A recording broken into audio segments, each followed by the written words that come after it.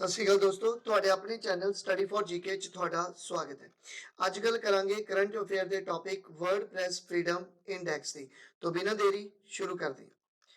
देखो WordPress freedom index तो पहला ਆਪਾਂ ਨੂੰ ਇਹ ਪਤਾ ਹੋਣਾ ਚਾਹੀਦਾ ਹੈ ਕਿ वर्डप्रेस फ्रीडम डे जो है वो सेलिब्रेट किया जाता है। तो कदों वो सेलिब्रेट किया जाता है? तो वर्डप्रेस फ्रीडम डे जो 2023 ਦਾ सेलिब्रेट किया गया, ਇਹ ਕਦੋਂ ਕੀਤਾ ਗਿਆ? तो ਇਹ ਕੀਤਾ ਗਿਆ 3 ਮਈ ਨੂੰ। ਕਾਫੀ ਇੰਪੋਰਟੈਂਟ ਹੈ, याद रखना है। और यूनाइटेड नेशन जनरल असेंबली ने इस ਨੂੰ जो इसकी घोषणा की ਸੀਗੀ, ਉਹ 30 ਸਾਲ ਪਹਿਲਾਂ ਇਸ ਦੀ ਘੋषणा ਕੀਤੀ ਸੀਗੀ ਕਿ 3 ਮਈ ਦਾ ਜੋ ਦਿਨ ਹੋਏਗਾ ਉਹ वर्डप्रेस फ्रीडम डे ਦੇ ਰੂਪ ਵਿੱਚ ਜਿਹੜਾ ਹੈ ਉਹ ਮਨਾਇਆ ਜਾਏਗਾ। वेरी इंपॉर्टेंट अगर मैं कॉन्सेप्ट की गल करा तो वह होंदा है इसका थीम। ठीक है, इसकी थीम काफी इंपॉर्टेंट होंदी है, तुसी इसकी थीम याद रखनी है। Shaping a future of rights, freedom of expression as a driver for all other human rights. देखो जो थीम है, ठीक है, यही तो पूछी जाएगी। तो थीम तुसी चंगी तरह याद कर लेनी है। Shaping a future of rights, freedom of expression as a driver for all other human rights. तो हुण आपां चलदे हैं वर्डप्रेस फ्रीडम इंडेक्स ते।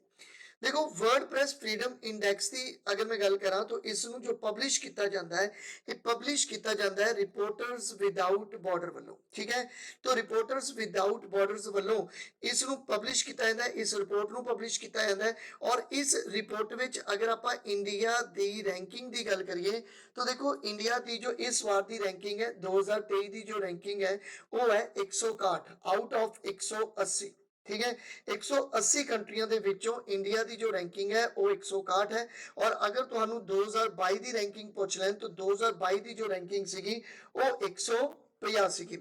तो लास्ट ईयर इंडिया की रैंकिंग 185 और इस बार 2023 ਦੇ ਵਿੱਚ इंडिया की रैंकिंग ਜਿਹੜੀ ਹੈ वो 161 है। ਇਹਦਾ मतलब ਇਹ ਹੋਇਆ कि जो इस रैंकिंग ਦੇ ਵਿੱਚ जो गिरावट आई है, मतलब इंडिया ਦੇ ਵਿੱਚ ਪ੍ਰੈਸ है उस ਨੂੰ जो फ्रीडम या कह लो कि ਪ੍ਰੈਸ ਨੂੰ जो है वो फ्रीडम नहीं दी जा रही। अगर मैं टॉप रैंकिंग की गल करा तो जो टॉप रैंकिंग है वो नॉर्वे की है।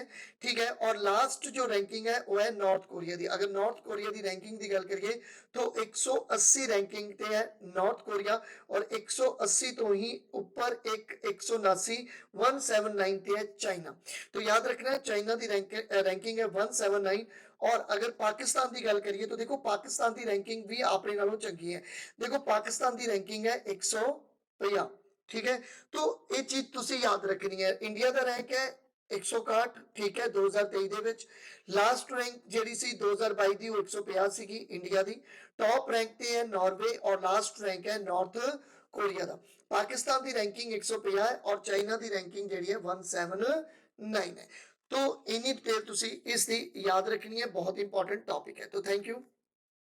तो thank you for watching. Please मेरे चैनल ਨੂੰ ਸਬਸਕ੍ਰਾਈਬ ਕਰ ਲਓ, ਬੈਲ ਆਈਕਨ ਨੂੰ ਪ੍ਰੈਸ ਕਰ ਲਓ ਤਾਂ ਜੋ ਆਉਣ ਵਾਲੀਆਂ ਵੀਡੀਓਜ਼ ਤੁਹਾਨੂੰ ਸਮੇਂ ਸਿਰ ਮਿਲ ਸਕਣ। ਤੁਸੀਂ ਮੈਨੂੰ ਫੋਲੋ ਕਰ ਸਕਦੇ ਹੋ YouTube ਤੇ, Instagram ਤੇ, Facebook पेज ਤੇ और Telegram ਤੇ। तो थैंक यू।